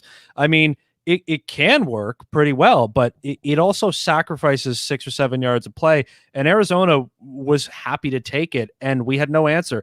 It seemed odd to me that our defense didn't really have anything creative for a guy who, I mean, Kyler Murray to me is, outside of maybe Lamar Jackson, maybe the most unique quarterback to try to game plan against. And we kind of just came out with the same philosophy we brought for Brady, and I thought these aren't the same guys. We're saying the exact same thing. I think that's a real thing, because you can only dedicate so much time. You cannot reenact. You can't represent what a guy like Murray. A lot of times when these teams, and scout, during the week and scout, they have a wide receiver play a quarterback to represent what the threat that Jackson. But you cannot represent that in practice, and I think that's a huge advantage that Murray has.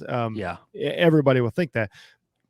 So I don't think this is like the Rams are frauds or anything like that. I think game 2 looks totally different. I think by the end of the season, these two teams are really good, but I like the Rams. I have plenty to rip on my own team for, because I'm happy to, and I know Rams fans are feeling angry this week that we lost anyway. So that's a tough one. One thing, I mean, Stafford, as great as he's been, he has missed a pretty solid chunk of throws. He has misfired a lot of weird ball placement issues, which, I mean, I only ever saw his great plays with Detroit, and I've been on your show before to rave about them right after we traded for him, but he's misfired a lot of passes. And a problem that, again, I think I've been on your show last year and ranted about this about Sean McVay.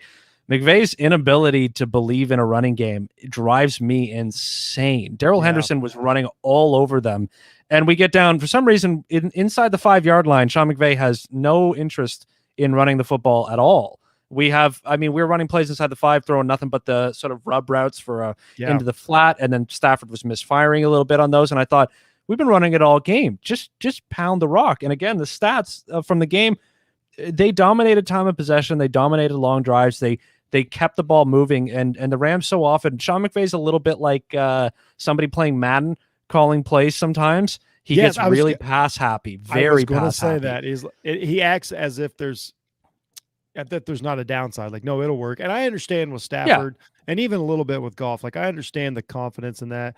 And I think part of it is like he knows he's that guy that, just like with Brady, like if you look at the Tom Brady all these years, they could call a pass on any situation, any play, any down, and it worked. But and when that works, it just completely throws the defense off. Like, there is nothing worse than watching your team play and it's third and 5, and they just like they throw it and they get the first down. Or if it's 3rd and 1 and they still throw it 5 yards, like when they're never scared to throw it. So I kind of see what he's going for, but I also kind of see your side of it's like sometimes you take advantage of what we talked about, what Los Angeles Chargers are doing is take advantage of that. Like, get everybody out of the way and just take your chunks, take what they'll give you sometimes. And I mean, not to mention that you have to balance an offense. To me, I mean, even if there are numbers out there about that. Yeah, even if it's screen passes or whatever, that can also be part of your, like, I understand now, like you see Kansas City do it a lot. Like, their stats may be out of order, but Mahomes may throw the ball a yard. That's still sort of a running game. Yeah, it's a quicker version of a sweep or a toss. Take 5 yards. If they give it to you, take it. You got to give the defense a reason not to be playing on their heels, and McVay does do that a lot. Where you think, all right, we want to throw the ball, that's good, but you got to give these guys a reason to lean on their toes before the snap, because otherwise they're just going to wait on your passing. You can design great route combinations, you can do all sorts of stuff, but you got to keep them honest, and you got to. And Stafford, I mean, if you watch Week 1. What is the first thing he does as a Ram? Runs a play action pass and bombs over the top of the defense. And then I thought, okay, well, now we're running play action pass, but they don't believe you're going to run. So instead, now you don't have it anymore. Yeah, and he's underthrown. Stafford's underthrown Deshaun Jackson for maybe 3 touchdowns already this year. Really? A couple of them have been picks, and one of them was, should have been a pick. The Rams offense needs more balance, and it starts with Sean McVay, which, as great as a coach he is, and I'm glad we have him after all the other years that I've been through.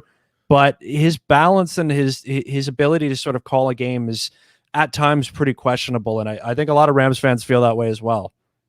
Yeah, no, that's fair too. I like I say, there's nitpicks to be had there, but I do feel better about this team with Stafford and with everything they have. I know they're good. 17-game season. Here's the problem, though. I will say this, though. I will admit, in this division, none of these teams have a lot of, like, they don't have a lot of room for error. They don't have a lot of experimentation weeks to where they can go. If you go in a slump in the NFC West, you could be a really good team and be out of the playoffs. Like, this Thursday is a good test for the Rams. I mean, after what they just did against Kyler Murray, they're going to have to go play a quarterback with a similar style in Russell Wilson, and we could be 3-2.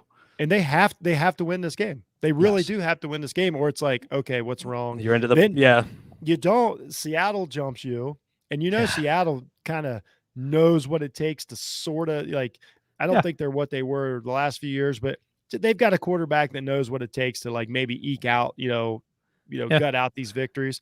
So you don't want them to catch up. You don't want. You can go a long way. You go a long way with a quarterback and a coach in the NFL, and Seattle's always at risk of pushing the table on people, and because San Francisco is going to knock the snot out of you when you play them. You're going to come out of the game with injuries and blah blah blah. So to me, honestly, it's not a must-win game for the Rams. I think they can make the playoffs in any scenario. But if you want to win this division, possibly even get that bye, especially as good as Dallas looks in that division, like, I think Dallas is, in the lead for that one single bye. Dallas and Green Bay and those two terrible divisions have the inside track on that. Really, they're playing a different game than the Rams Yeah. are. So Yeah. I think this is a really just like Arizona. We talked about Arizona did. Rams already did it versus Tampa Bay.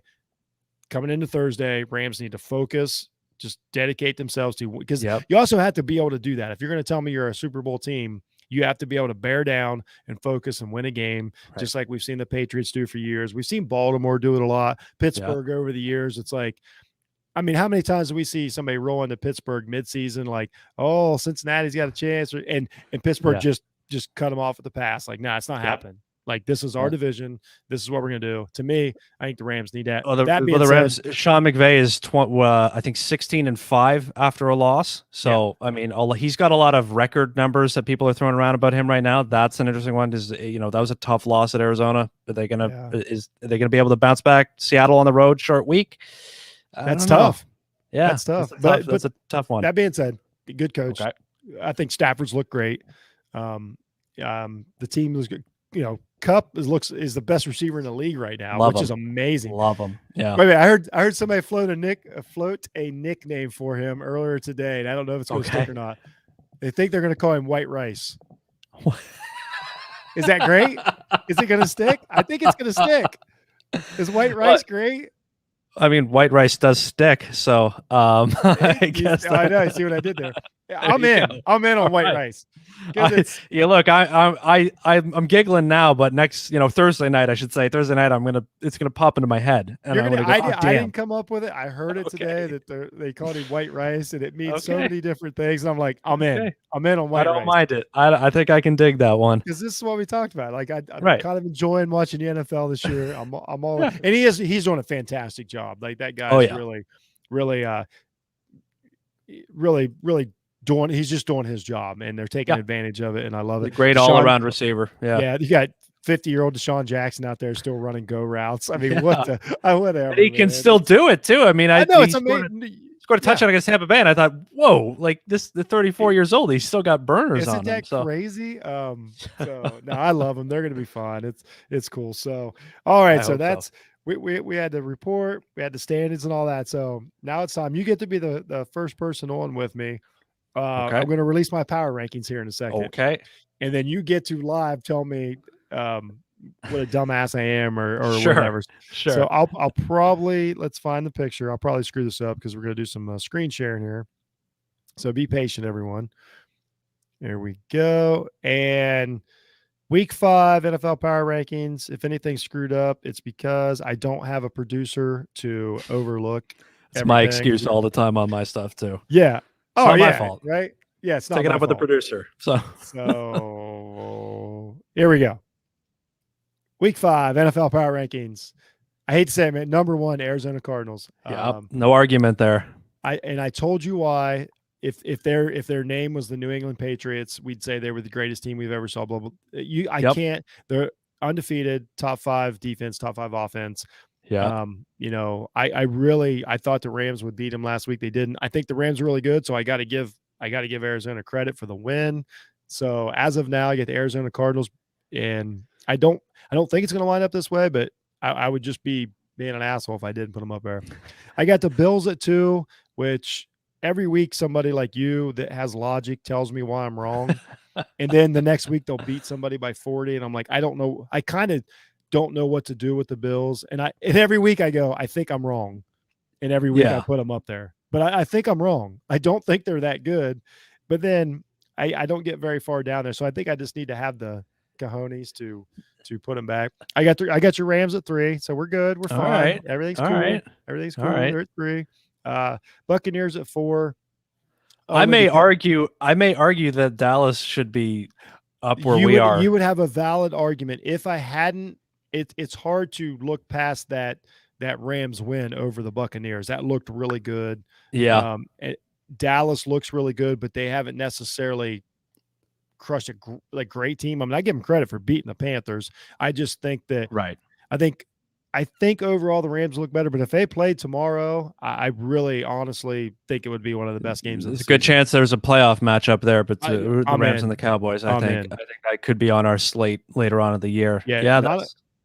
but both teams look great, and I could that was a tough one, and I got the Buccaneers above just because they'll just win. They kind of figure it out, blah, blah, blah. They're not going to wind up being at 4, but if I put them down at 8 now, it's just too early. These are tough. This is not my funnest part of the. Yeah. I have a rule about my power rankings. I try not to knee jerk and just drop teams. Like, oh no, that's crazy. And I mean, Tampa Bay is 3 feet from being maybe down in the 11 to 12 range here this week. How different did they look? How different? I'm thinking about it now. How different did the Tampa Bay look in that game in the rain without Gronkowski? Because I thought they're desperately missing a guy to just a big giant body to just throw a ball to in the red zone. He really looked like he needed it. Really seeing Mike Evans is disappointing me. He has games that looks good. I picked him as a possible offensive player of the year. He has not looked it. He looks a little older, a little slower. There's definitely a lot of chinks in the bucket. Let's put it this way. I'm ready to drop the Buccaneers.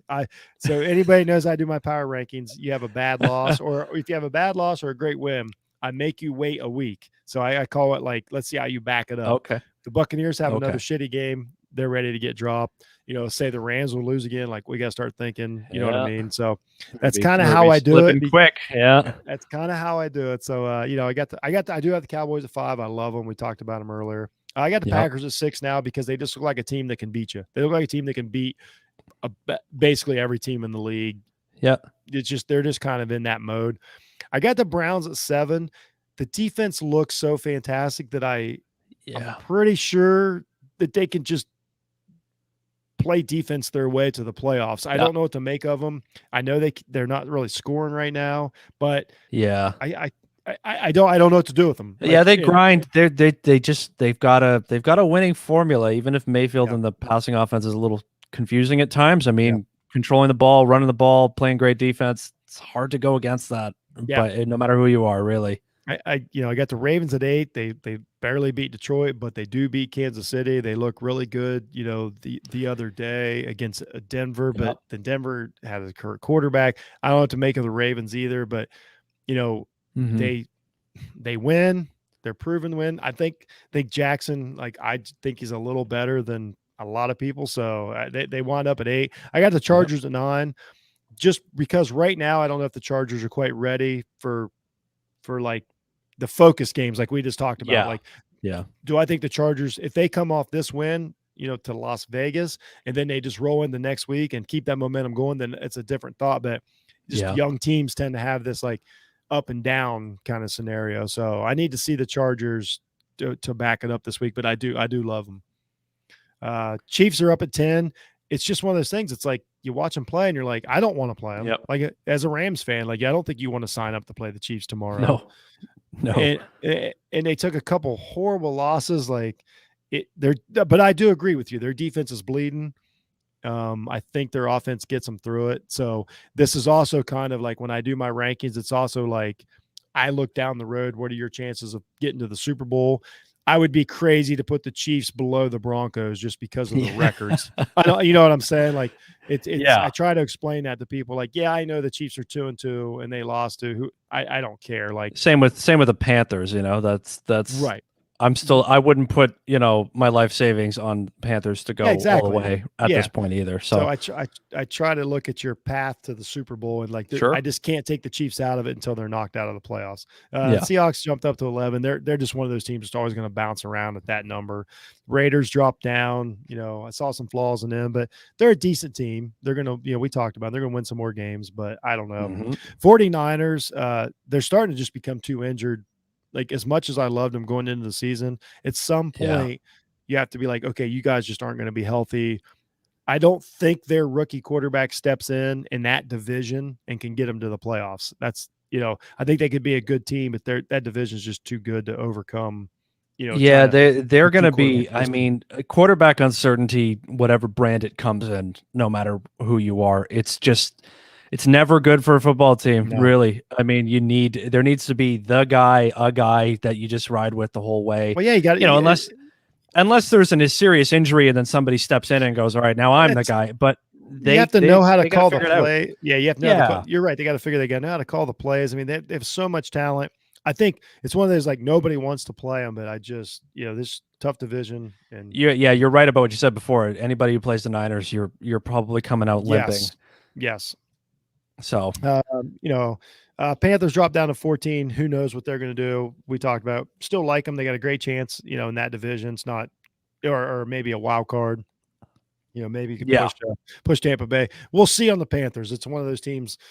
In 3 weeks, if they're if they're 5-2, okay, then we'll have a talk about it. Titans, they're just in a terrible division, so they're at 15, which basically puts you in the playoffs.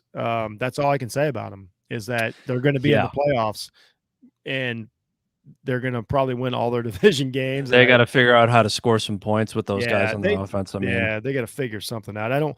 I think Vrabel's going to start running into. He needs some offense. He needs to start delegating or something. Like starting to see some holes in just Vrabel's coaching. Well, they're missing a lot. Yeah, actually, Vrabel's coaching is something that the more times I watch Titans games, I think he's done it for a few years. They lose games every year that you think, what in the world were you guys up to? Like, how could you possibly lose this? Yeah.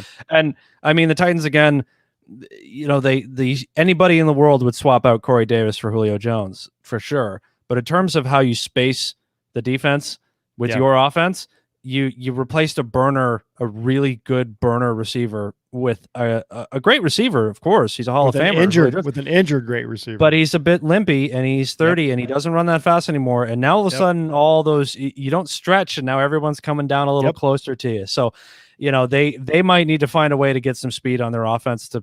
They got to open it up. They got if Tannehill's your guy, it's a quarterback league. Open it up. You got to let him go, or you're and it helps your running back. Actually helps running back too. Yeah, I actually got the Bengals at 16 this week. I mean, they're 3-1. It's one of these after the Bengals, you start going like, I don't know what to do with the other teams. Like as good as the NFL season's been through 4 weeks, there's a lot of teams that I'm like, none of you are going to the playoffs. Like somebody's getting into playoffs this year that does not deserve it. So I got the Bengals up to 16 because I think because of quarterback play slightly puts them over the edge. If the Washington football team had Joe Burrow, I would put them at, a little higher. They don't. 18's the Broncos. We talked about that. They're good. They're a good team with quarterback issues. The Saints, I don't think they know what they are yet. I dropped the Vikings to 20 because I know they can still beat a lot of teams, but I don't really care. So they're just I think they can beat teams, they just won't. Yeah, exactly. They can beat you, but I don't think they're going to. Patriots look good. I think they're going to lose a lot of close games and look good in them, and I think Mac Jones is going to keep getting better. But also they have some scoring issues also. When you try to dink and dunk, teams are going to get you. I don't and that's fine. No real receiving threat on their team either. And Brady got for them. Yeah, Brady got through that. Mac Jones is struggling a little bit. Yeah, he's going to need some, and he can. I shouldn't say he needs receivers, but he can use some receivers. But I think they're just going to they're going to be a tough team. Their defense looks good, but they're just going to dwindle. I think the Eagles are hopeful, but I got them at 22 just because I think they're just going to keep losing games. But if I'm an Eagles fan, I would be ecstatic of what I've seen from Hurts so far. I'm just straight up ecstatic. Like, oh my gosh, we might not have to, blow. Might not take the Dan Felton dynamite to the team. Colts are terrible, but somebody's got to be at 23. I think the Colts. I think mid-season the Colts could be a lot higher than where they are right now. In general, I think they might start rising. Really tough schedule to start their year. That's they did. Start.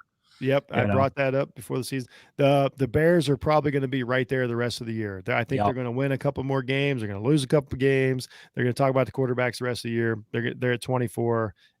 They're not going to matter. They're not going to matter. And they're going to fire their coach and find somebody who runs an offense that helps the rookie quarterback. Steelers are at 25 just because I guess they have enough players to upset somebody. I just cannot see them making a run and putting it together. I can't see Roethlisberger finishing the season. And I also don't care. Don't like the guy.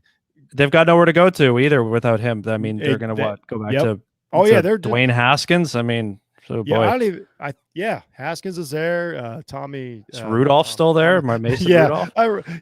We always called him Randolph Maddox for some reason. Almost called him Tommy Maddox. That's why, because we just combined resembles him. Yeah, Randolph Maddox. Like, it doesn't matter. They're done. Uh, I think the Dolphins screwed up on quarterback, and they don't even have one planned right now. Yep. It's going to be a lost season, but we've got a good coach, and now we're looking at another 2-year plan. I have no Yep. idea what's going to happen down there. Really disappointed. Giants the Giants got a lot of things wrong. They're at 27. They just can't score enough points. They can't find a good coach either. They just keep trying new guys. It just keeps not working out. You know, another Belichick assistant who's gone to head coach a team. Has there been a less successful coaching tree in the history of football than Bill Belichick's assistant? No, considering Bill Walsh puts out Hall of Famers. The Bill Walsh coaching tree. I mean, no, it's been weird. I think Flores in Miami is the best one. Like he has the close. He's done the closest to representing what Belichick did. Hey, his assistants over the years, his assistants have had a couple of good years here and there. You know, even Eric Mangini was taking the Jets to the playoffs. Remember Charlie Weiss? Oh yeah. Romeo Crennel had a moment too. I mean, they've all had moments, but it doesn't last very. Josh McDaniels made the smartest move, just going back and staying. Yeah, he's McDaniels just be good at my job here. I didn't know I was going to have to do it with Tebow. Like this, I'm back, coach. I'm in. Falcons at 28. They're terrible. They try hard. Ryan's still. Poor Ryan. I think Ryan's should have probably moved on to a team that maybe is closer. He might need a Stafford move, I think, is what I think so too. He may really desperately need. And he may not want to. He may not even care. You never know. Sure. Jaguars send him to the Giants. I think Matt Ryan to the Giants or the Broncos or something next year, you know? Oh, there you go. Oh, Broncos. Nice. That's a great landing spot for Matt Ryan. You heard it here first. And then my bottom four, the Jaguars, Lions, Jets, Texas. Put them in a Yahtzee. Absolute fire. Shake them up. Fire. Nobody cares. Yeah, the Lions are far worse than I thought they would. I mean, you know, I think they're just as bad as I thought. I think they're better than I thought. I thought they would be. I didn't think they'd be good, but I didn't really think they'd be this. Golf doesn't. Bad. Did you notice though? Golf doesn't look horrible. Like he just looks. Yeah, he's made a few plays for them this year where I went, where was this all these years? And you know, he's moving in the pocket, he's throwing off, he's pinpointing throws. You know, I'm like, what is? If you were doing this with the Rams, you would still be there. Oh, you needed one more. Like I know he was injured last year, but my gosh, one more healthy game. And maybe we write a different story, but it is what it is. So put those two in the bottom. Texans are just an absolute dumpster fire right now. Yeah, they've got one of the best quarterbacks in the league that nobody knows what to do with. They know where they're going to trade him. Blah blah blah. Yeah, the team is just awful. The Jets, I don't care if they won. I don't care. Like, okay, I moved them up one because I'm like, okay, you won. I don't want to be a dick. You guys are terrible. Your offensive line is coming together. I don't think that Zach Wilson is near as close as people think after that game. What were you saying about when you draft a quarterback and you miss? I mean, the Jets are a franchise that just cannot stop missing on the quarter. They keep getting franchise quarterbacks falling into their lap, and they keep ruining them one by one. And I think that's a better way to say it. It's starting to look like, especially with Darnold, it's starting to look more like it might be the Jets. The problem might be the Jets. I mean, not the players. So, yeah. And I don't know what the recipe for that is as a team ownership. I have no idea what causes it, but it's a real thing. It's a real thing. Cleveland Browns. And here's the thing. I don't even think Cleveland Browns are done missing on quarterbacks. I think they're about to have the worst miss on a quarterback ever because they're about to give an average quarterback $80 or $40 million a year. That market's going to get set, right? Which is why, it's just like all these teams, you develop a quarterback yourself, and he may not be what you want, but you got to pay him because golf situation. Man. You can't go back. I mean, in hindsight, sure, the Rams should never have signed Goff to that contract, but he was coming off a Super Bowl appearance, and he's 23 years old. What are you going to do? What are you going to do? It's the conundrum. I'm wondering when one of these teams is finally going to say no. Like, it is. Are the Browns? You got the Browns coming up. You got the Ravens. Lamar Jackson's negotiating his own contract. We'll see how that's that a risk. That's a risky one. I mean, the great player he is. He's one bad tackle away from being a different player. If I'm Lamar Jackson, I can't sign a contract fast enough. I can't. I would sign it. Like, I'll take it. Whatever you got. Kyler Murray's in the same boat, right? Yeah. Kyler Murray, as good as he's playing through 4 games now, and he's number 1, and his team's number 1 on your list. I mean, his issue every year so far has been by week 8. he's banged up, and when he gets banged up, he struggles a little bit. And this summer will be his contract's not up. It's the 4-year deal, but most of these Right. quarterbacks, it's the summer after your third season to where you sign the giant contract like Josh Allen. I think Goff was probably in there somewhere. His might have been different. But anyway, right now it's like after your third season is when you start negotiating. He'll have all the power, but you're exactly. And I know that's every player, but it is a little different. Like, Prescott got hurt. Yeah. Nobody thought it was the end of his career. They thought like, oh, that sucks. As to where, guys that use their legs more, it's obviously more of a liability. And I think Jackson's at the very, very, very low end of that. Nobody uses him more. I mean, good for him banking on himself, but my God. It's a risky proposition. Credit to him for running the ball as much as ever and negotiating a contract. Like he's not out there making business decisions. So good for Lamar Jackson. He's got more cojones than I hope it lasts. I love the evolution of the position to being more of a dynamic. I mean, I've yet to see any sort of defensive coordinator find the solution to that. I mean, apart from blitzing different, which is my big gripe against the Rams the other day was I thought you're just going to keep rushing 4 guys against this guy. You're never going to catch him in a million years. And they just kept doing it. So his pocket is sideline to sideline. And and I think Murray is actually the most unique in the league right now. Is like Jackson doesn't roll his pocket. Like once he takes off, he's like, I can get 50 yards with my legs. He doesn't tend to Murray resets his pocket, on the sideline. But then when you see the still shot, he's in perfect quarterback form. That's what he rolls. He does this thing where he rolls and then 4 steps into rolling out, he stops and he gets upright and he looks and then he goes perfect. Okay.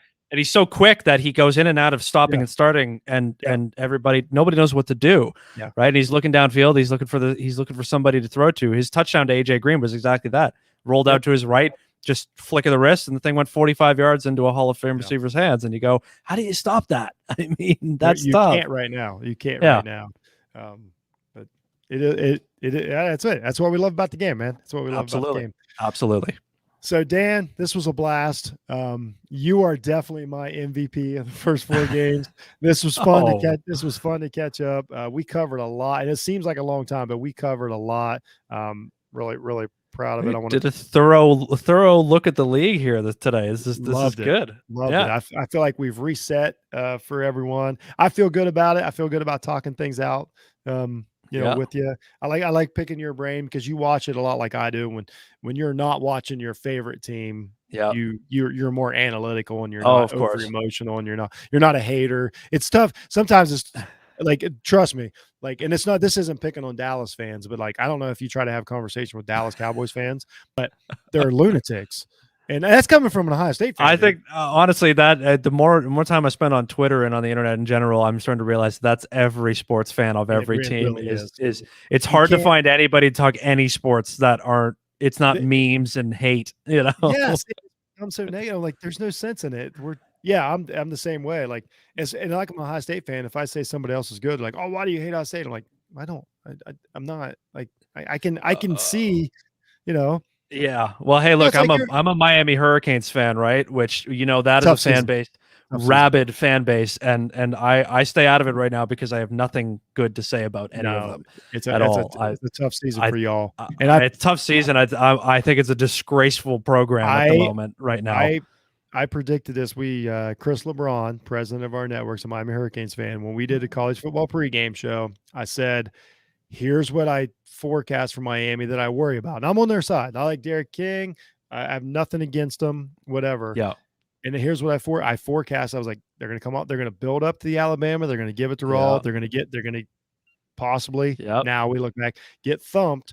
And I said, they got that Appalachian State game the next week that they're going to have to fight through because I've got good Appalachian State. I just knew that combined with coming off Alabama, I'm going to have to fight. And I was like, and then coming back on that, they're going to have tough teams and they're going to be emotionally and physically beat up. And sure enough, King's hobbling. They got guys out. They obviously are devastated from, the Alabama. And then now it is just, and it's the same story, Jeff. It's the same story it's been for 15 years. They're in a hotbed of talent in Florida. They recruit good players. They do a shit job of developing them, a shit job of No holding them development accountable, whatsoever. and they do nothing but waste talent there. And as much as I've tried to keep my swearing sailor mouth in check, I'll say one thing about the Miami Hurricanes program, and I mean this with love: they should throw that fucking chain in a fire and the rings, and they should have done it 4 years ago, because there's the most disgraceful thing in sports is the stupid chain and the stupid rings that they pull out. I mean, it's so overplayed and it's so overdone and it's embarrassing now. You can't do any of that when you're losing. Like, you just can't. Like, you can't win 6 games a year and put on a diamond chain and act like you've done anything, because it's gross. And when they fire this coach, didn't they pull out the turnover chain against Alabama? Yeah, they pulled it out when they were down 34-10 or whatever it was, and they did it against Michigan State too. It's just when it came out, I thought it was the coolest thing I'd ever seen, and it was so Miami. And now. Cool. And I mean, that year when they brought it out, they started like 11-0. I mean, they blew the season like they always do at the end. But I think it's the worst thing in all of sports on planet Earth is the Miami Hurricanes turnover chain. And the only thing worse is the stupid touchdown rings they decided to add to it a couple of years ago. It's gross and awful. And I hope that when they fire this coach they have now, the first thing the new guy does is grab that chain and drop it in a trash can and go, "This shit's over." All right, we're done. And we honestly, we could do another hour just trying to figure out. I don't even know who they go after to hire. Like, I don't know who fixes this, because you got a team right up the road. You got Florida State who can't. Even worse. I mean, the only thing about a Miami Hurricane fan right now is at least you can look at Florida State and go, "Well, they're worse than us." And the only coach the only viable candidate, but he'll never leave his current job, is Mario Cristobal from Oregon. Because he's a Miami guy, he's an old school. I wouldn't say never. I don't know. I mean, I don't know why I wouldn't leave Oregon to go to Miami and to be part of that nightmare. So, do you think though, with that we've finally seen a finally, the ACC has seen a weakness in Clemson? Do you think that this is now because I think honestly that factors in when you have conferences, like all the conferences have these juggernauts at the top, whether it's Ohio State, Alabama, or Clemson. If I'm a team in that conference and I'm in the middle of the road, am I going to pay a coach, some astronomical contract when I know that, like, we can't get to? So now that we finally see, Clemson come back to earth a little bit right now, does Miami say, okay, Florida State's down, Clemson's down, North Carolina's a fluke, they're losing their quarterback? I don't know how you convince any coach. The best team in the ACC is Wake Forest. Yeah, I don't know how you can convince any coach after outside of money. That's what I'm saying. It's got to be money. Well, even money wise, I mean, and the school won't fork up the amount of money they might want to pay somebody. But also situation wise, it's a terrible situation. Their stadium is an hour outside of the city. Nobody wants to go to the games. It's in an inaccessible location. The student base doesn't want to go there. The school doesn't give a shit about sports. They care about science and medicine. They're a private medicine school. They don't care about sports anymore. How dare I know. It's insane. I'm starting to think that maybe Miami's. Dan. I know you live up north. Down here in America, science and education isn't really the top of our list, buddy. So nowhere near football. I know. I mean, that is something special that find anybody that cares about science and education at all. Yeah. So it's a little shocking, right? Be a Miami Hurricanes fan right now. Yeah, I'm a big fan of medicine. Yeah, what kind of when I read a study and I see them on it, I go, yeah, go Miami. Keep advancing medical science. Yeah, we're taking over the Mayo Clinic. That's right. But that being said, we could use a few more. We could use a few more scientists right now. Sure. Why not? Why not? So, why not? All right. You know what? Go Miami. I feel better about where you're at as a school right now. I want to see a research assistant come in and with the turnover chain on. Yeah. You sell the chain and go fund some more science or something. I don't know. Just what's the point? The football team's not doing anything good with it. So.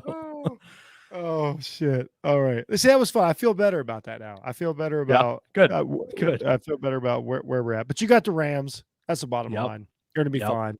You got. Well, look, I've been a Rams fan for my whole life, and for 15 years they were the worst team on earth to watch. And now I live in a different universe where the only thing The only thing I think every week now, even after they lost, was, well, this whole season is Super Bowl or bust. I'm not thankful to make the playoffs like I was a few years ago. I'm not hoping to take a shot at it like we did when we went to the Super Bowl a few years ago.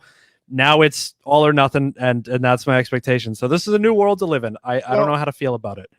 I'll make you feel better. I'm a Dolphins fan. We haven't been to a Super Bowl since 1984. Oh. The Rams have been to 3 just since then, so it's hard for me to muster up a lot of sympathy. That's true. That's true. You could be a Lions fan. You could be a Lions fan. Oof, or a Browns fan. Yeah, Minnesota's had it fairly rough. That's a tough one. Yeah, there's some real dumpster organizations out there still. And yours is not one of them. That's true. Yeah. Could be worse. Could be much worse. Could be worse. You could. Yeah. Maybe they'll open up the LA Rams a school for science and technology, and everything will be fine. Bring all my worlds together into one. Go science. Go science. Yeah, that's not going to happen. All right, man. This was a ball. I'm glad we got to talk a little college football. I get revved up for that. So that's it. So once again, tell everybody where they can find you and what you got going in the very near future. I have to remember myself that everything's different now. So you can find me on Twitter and Instagram at Disinformed Dan. It's the new handle. If you're already following the old account, no worries. It's the same thing. Nothing's new. I just changed the handle. The Assorted Goods podcast is basically under that with me now and is on the new website disinformed.ca. Sorry, American people, it is a .ca, not a .com. There's somebody owned the .com and I wasn't going to pay them their fee. So as a Canadian, I can buy the cheap .ca since I'm so lucky. But Assorted Goods is coming back in a couple of weeks. It's just a weekly collection of interesting stories from around the world, trying to learn things and not take it too seriously. Because I mean, you guys know with the news, that's all it seems to be these days, is taking it too seriously. So you can also listen to the Fucking A podcast. That's fucking without the G, EH, as Canadian as it gets. It's me and my buddy Matt doing a comedy, just, laughing at the world and the insanity that it fills it up every day. Somebody has to, man. Well, we're taking our best shot at it. If we don't laugh, we'll cry at this point, right? Exactly. So yeah, check all that stuff out. Give me a follow on Twitter if you if anything I said, if my Aaron Rodgers conspiracy made you pull your hair out, let me know. Let me know. I look forward to hearing from everybody. Yes, everybody go check out Dan. Seriously, his shows they're really well thought out. They're funny. The Fucking A podcast is a blast, but it's not ridiculous. You know what I mean? It's laughing at in a logical way. I don't know how else to explain it. You're just cool. You're joining me and my old college roommate as we read news and laugh. And 10, 11 years of friendship being recorded every week, I guess, is what it could be boiled down to. Yeah, it's great. So that's it. Follow him on Twitter, everybody. It's great. Dan, thanks for coming on. Everybody, Jeff Needs Sports, anywhere you get your podcast. Appreciate your listening. Appreciate your watching. Go check offtheballnetwork.com. Have a great week. Check out the power rankings. Check out the college football rankings that are coming out. We got a lot going on right now, and it's things are heating up. So for me and Dan, have a great week, everybody, and go Science. Thanks, Jeff. Throw the chain out. Go Science. You're the best, Dan.